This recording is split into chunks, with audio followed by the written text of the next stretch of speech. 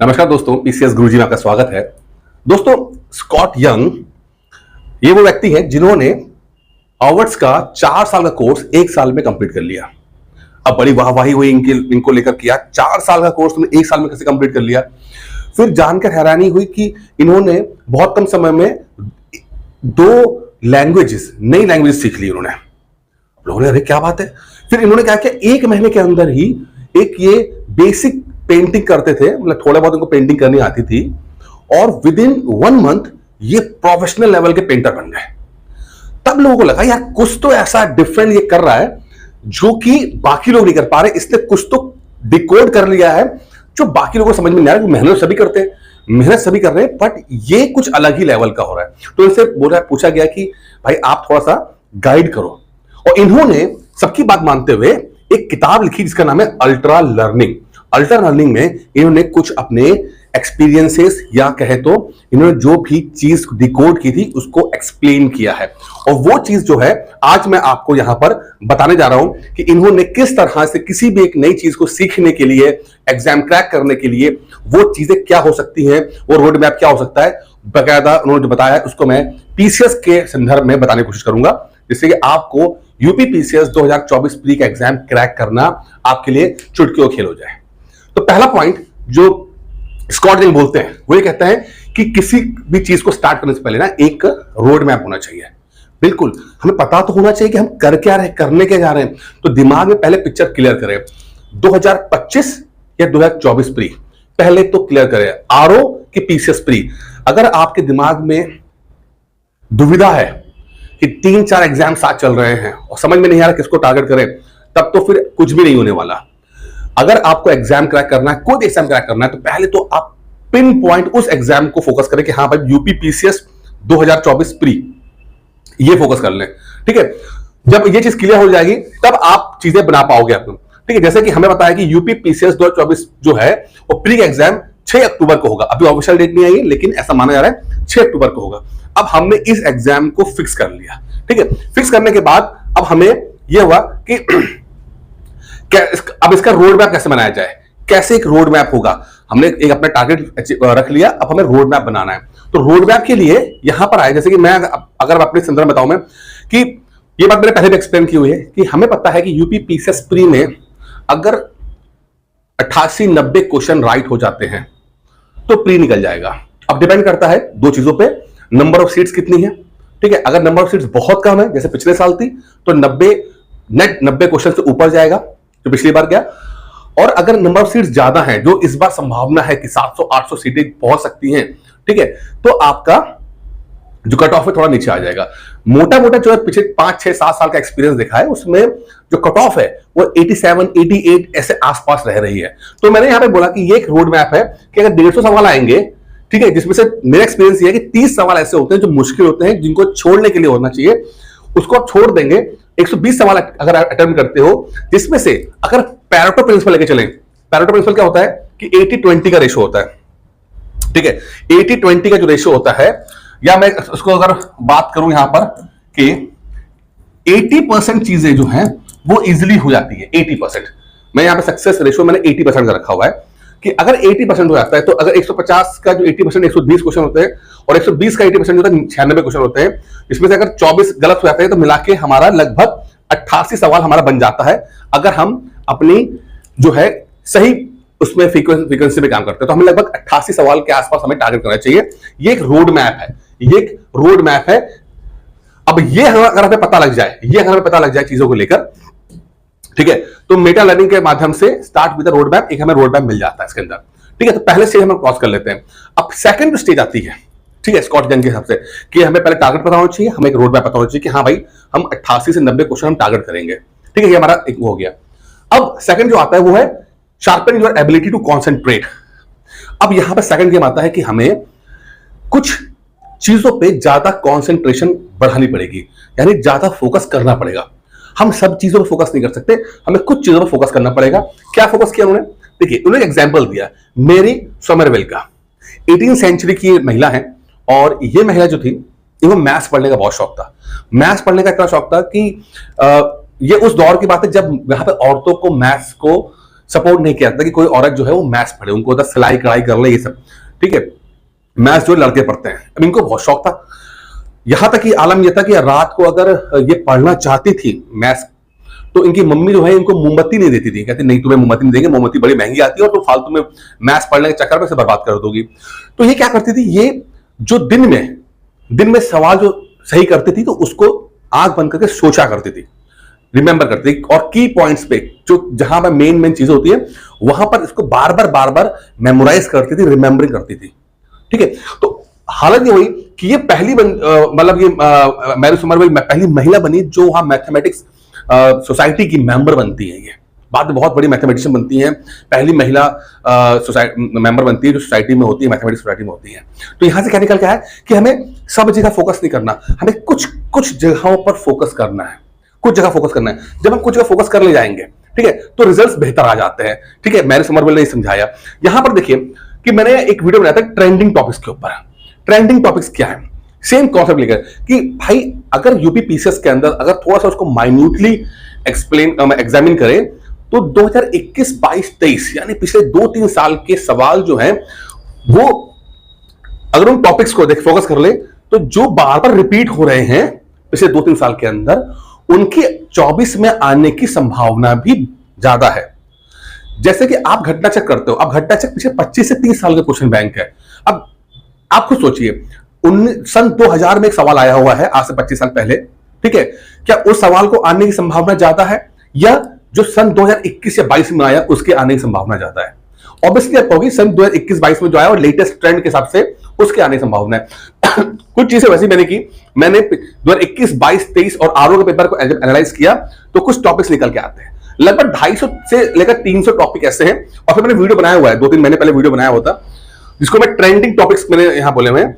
अगर हम इन टॉपिक्स को फोकस कर लें, हम इन टॉपिक्स को ढंग से पढ़ लेंगे, जो है pollution, UP schemes, institution city, sports, fundamental rights, vitamin, Harappa, ये सब अलग टॉपिक्स से मैं बनाए हुए हैं। लोगों मैंने पीडीएफ भी दी है बहुत सारी, आप लोग भी चाहे तो ले सकते हैं। तो वो टॉपिक्स अगर सिर्फ हम वो कर लेते हैं तो एक कैलकुलेशन के हिसाब से 250 टॉपिक्स ऐसे हैं जो है हमें ट्रेंडिंग टॉपिक के हैं, जिसमें से मुझे लगता है कि आराम से 60 सवाल आपको रिपीट कर जाएंगे। मैंने वीडियो में बनाया हुआ है, आप अगर मैं पुराने वीडियो देखेंगे ट्रेंडिंग टॉपिक वाले, उस पर दिख जाएगा आपको। यानी 250 टॉपिक जो है उसमें से 60 सवाल आपको बन जाएंगे, 60 से लेकर 65% सवाल जो है वो आ जाएंगे आपके।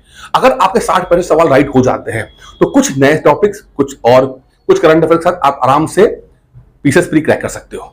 बहुत कम समय में मात्र 250 टॉपिक्स को पढ़ के आप निकाल सकते हो। तो ये सब बिल्कुल ऐसा ही है जैसा मैरी सुमरवेल ने किया कि मेन जगह फोकस करना है, पूरा सब पे फोकस नहीं करना, सब पे फोकस नहीं कर पाएंगे, यहाँ पर टाइम नहीं है, इतनी एनर्जी नहीं है। तो हमने सिर्फ मेन जगह पर फोकस कर लिया, 250 टॉपिक फोकस कर लिया। हमने ये प्रण कर लिया कि भैया यहां से आया हुआ सवाल गलत नहीं होना चाहिए, इसके लिए ठीक ठाक सी रेंज भी कवर कर ली, ठीक है। सिर्फ घटा चक नहीं पढ़ा, 1-2 स्टैंडर्ड किताबें पढ़ ली। जैसे एग्जांपल देता हूं मैं आपको, जैसे कि मान लो फंडामेंटल राइट्स आ गया। अब फंडामेंटल राइट्स के लिए क्या करोगे, आप लक्ष्मीकांत पढ़ लोगे, घटना चक पढ़ लोगे, ठीक है, क्वेश्चन लगा लोगे, तो एक रेंज कवर कर लोगे। अगर कोई आसान सवाल आए या मुश्किल सवाल आए, रिपीट सवाल आए या नया सवाल आए, जो भी आए आप उसे हैंडल कर पाओ। अब आप बैक ऑफ द माइंड आपको पता है कि हाँ भाई ये ऐसा टॉपिक इंपॉर्टेंट है, इसको ठीक से कवर करके जाना है। अब यहां पर आपके फोकस बढ़ जाने से आपके सफल होने की संभावना बढ़ जाती है, मेहनत कम है, रिजल्ट ज्यादा आ रहा है, ठीक है। अब आगे बढ़ते हैं। अब तीसरा तो आया वो डायरेक्शंस। अब डायरेक्शन नेक्स्ट के बाद गो स्ट्रेट इनटू एप्लीकेशन है कि अब इस चीज को इंप्लीमेंट कैसे करें। अब इंप्लीमेंट वैसे आप चाहे तो कर सकते हैं, लेकिन मुझे लगता है, जैसे मैंने अपने स्टूडेंट्स को मैंने बोला कि भाई देखो, अगर किसी भी चीज को सीखना होगा तो पहले ये समझिए कि आपको देखिए पीसीएस की जो साइकोलॉजी है वो ज्यादा पढ़ने में नहीं है। पीसीएस क्रैक करने की जो पीछे जो मेन इसका एक रहता है वो है रिवीजन करने में। ज्यादा पढ़ना नहीं, ज्यादा रिवाइज करना है। जो लोग ज्यादा रिवाइज करते हैं वो जल्दी सफल होते हैं, ठीक है। पीसीएस में चूंकि बहुत ही फैक्चुअल सवाल आते हैं, तो फैक्चुअल सवाल आपको पढ़ना आसान होता है पर याद रखना मुश्किल होता है। तो सबसे पहले तो रिवीजन का एक सिस्टम होना चाहिए, जितना रिवाइज करेंगे उतना बेहतर रहेगा। अब वो कब हो पाएगा, जब हमारे पास जो हमने नोट्स बनाए हैं उसको शॉर्ट नोट्स हो। मान लेते हैं कि हम लक्ष्मीकांत पढ़ रहे हैं और लक्ष्मीकांत का पहला चैप्टर पढ़ना है, पहले चैप्टर में मान लो 20 पन्ने का है लक्ष्मीकांत, आपने पढ़ भी लिया। अब हर बार आपके लिए संभव नहीं कि 20 पेजेस पढ़ लो, क्योंकि एक अनुमान के हिसाब से लगभग जब तक आप 8 से 10 बार वो चीज को पढ़ोगे नहीं, आप उस इंफॉर्मेशन को नंबर में कन्वर्ट नहीं कर पाओगे। किसी भी चीज को जब 8 से 10 बार आप नहीं पढ़ेंगे, उस चीज को आप नंबर्स में कन्वर्ट नहीं कर पाओगे, यानी कि आपको 8-10 बार रिवाइज करना ही पड़ेगा।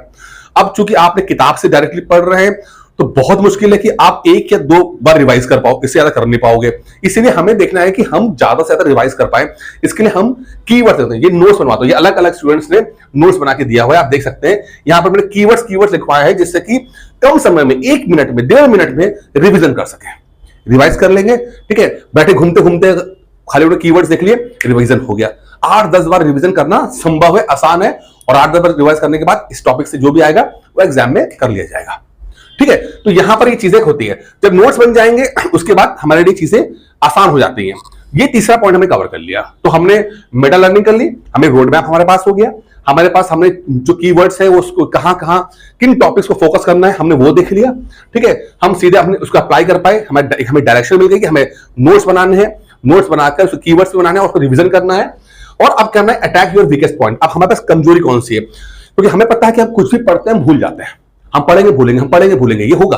पीसीएस में यही होता है। आप कितने भी अच्छे आपका इंटेलिजेंट हो, कुछ भी हो, आप पढ़ोगे और भूलेंगे, क्योंकि फैक्ट्स याद नहीं रहते, इसीलिए नोट्स बनवाया जाता है कि आप रिवीजन कर सको। ठीक है, तो आपके साथ यहां पर क्या है कि इसको याद करने के लिए मैंने यहां पर एक टेस्ट रखा है, मेरे बच्चों स्टूडेंट्स के जो है वो टेस्ट है कि एक एक स्टूडेंट को कॉल करके एक एक टेस्ट दिलाया जाता है कि भाई लेट्स सपोज पॉलिटी में आप पढ़ रहे हो, प्रीएम्बल पढ़ रहे हो, तो प्रीएम्बल आपने घटना चक्र से, आपने लक्ष्मीकांत से पढ़ा, उसके नोट्स बनाए, जो नोट्स देखे आपने, शॉर्ट नोट्स हमें भेज दिए, हमने भी देख लिया कि आपने पढ़ लिया है। ठीक है, और फिर उस नोट्स का आपने रिवीजन करना शुरू किया। फिर हमने कहा कि नहीं, आप एक काम करो कि आपने पढ़ लिया है, अब आप घटना चक्र पढ़ो, घटना चक्र पढ़ने के बाद आप टेस्ट दोगे। अब आपने टेस्ट देना शुरू किया, तो यहाँ पे नंबर नोट कर लिया मैंने। ठीक है, अब एक एक समय लिखा है, जब तक स्टूडेंट के पीछे पढ़कर टेस्ट नहीं दिलवाया जाएगा तो वो कभी पीसीएस नहीं बन पाएंगे।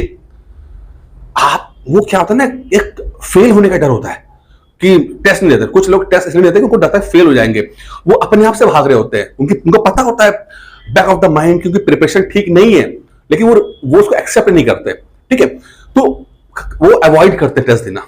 तो यहां पीछे पढ़ना पड़ता है। यहां पर एक ऐसा व्यक्ति चाहिए जो उनको पीछे पढ़कर उनके इस डर को खत्म करे, और पीछे पढ़ पढ़ के आपको जो है वो टेस्ट दिलवाया जाता है। इससे आपका डर खत्म होता है और आप भी श्योर होते हो कि हाँ क्या चीज आपको आती है, क्या चीज नहीं आती है। किताबें ऑलरेडी मार्केट में है, नोट्स ऑलरेडी मार्केट में, लेकिन उसका सही तरीके से यूज कर पाएंगे नहीं कर पाएंगे, ये बहुत जरूरी है। ऐसा नहीं है कि जो सफल हो रहे हैं वो कुछ अलग पढ़ रहे हैं ना, वो वही पढ़ रहे हैं जो आप पढ़ रहे हो, पर वो ठीक से पढ़ रहे हैं, वो जो पढ़ रहे हैं वो याद रह रहा है, वो जो पढ़ रहे हैं उसको नंबर्स में कन्वर्ट कर पा रहे हैं, आप नहीं कर पा रहे हो, क्योंकि आप ना रिवाइज करते हो, ना टेस्ट देते हो, कहां से हो पाएगा। और आप भी मान लो तैयार नहीं हो, आप लगता है मुझे आता तो है। आता होने में और नंबर में कन्वर्ट कर देने में फर्क होता है। आना ठीक है, आपको पता है, आपको आता प्रीएम्बल, आपको पता है फंडामेंटल राइट्स पता है, बट क्या वो क्वेश्चंस के रूप में जब आएंगे तो क्या सही सवाल कर पाओगे, ये आपको अपने आप से पूछना है।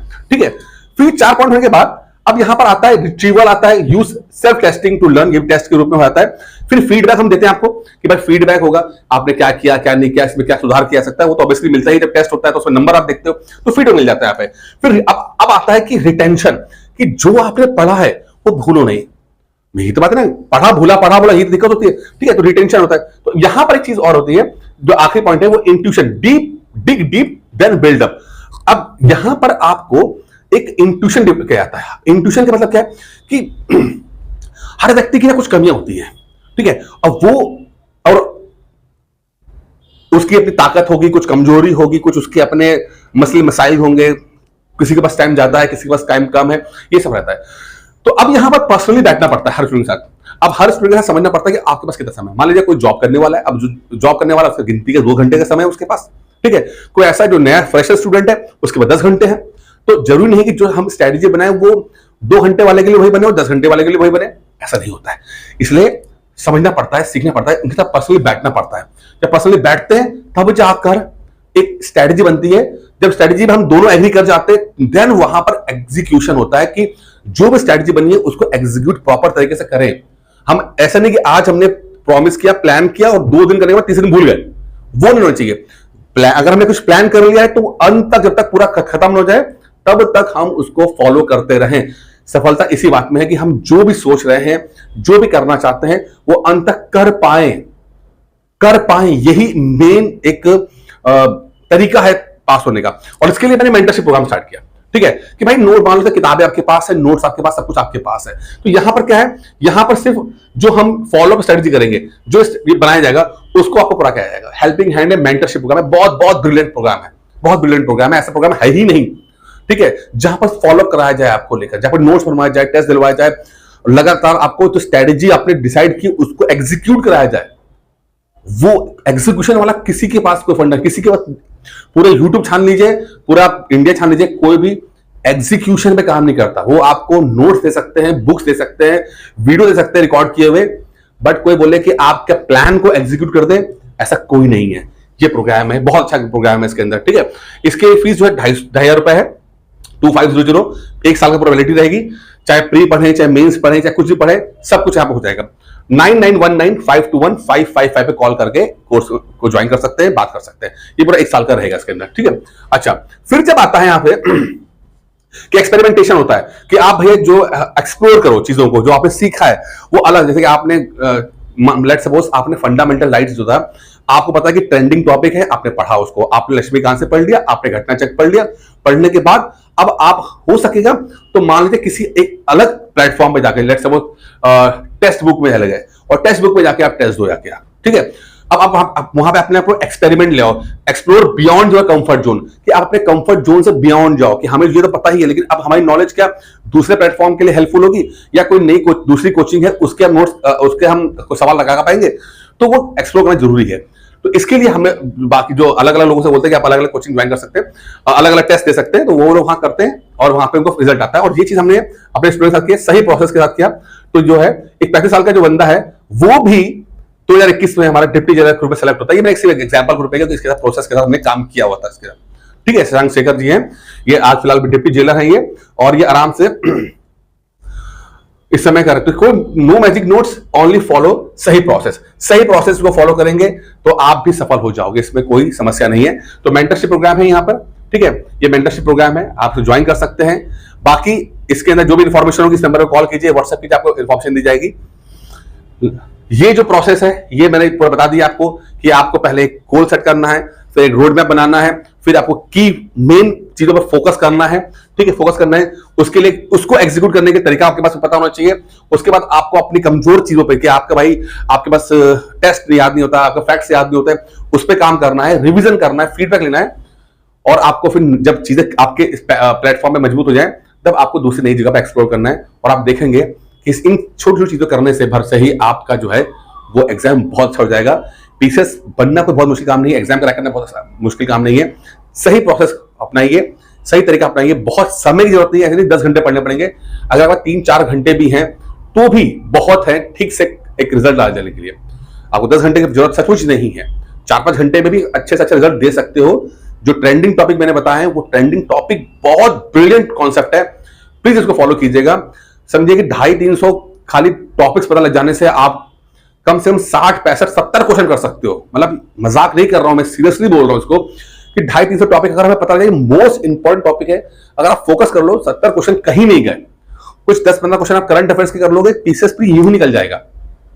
ठीक है, बाकी इस वीडियो में इतना ही था, उम्मीद करता हूं वीडियो पसंद आया होगा। धन्यवाद।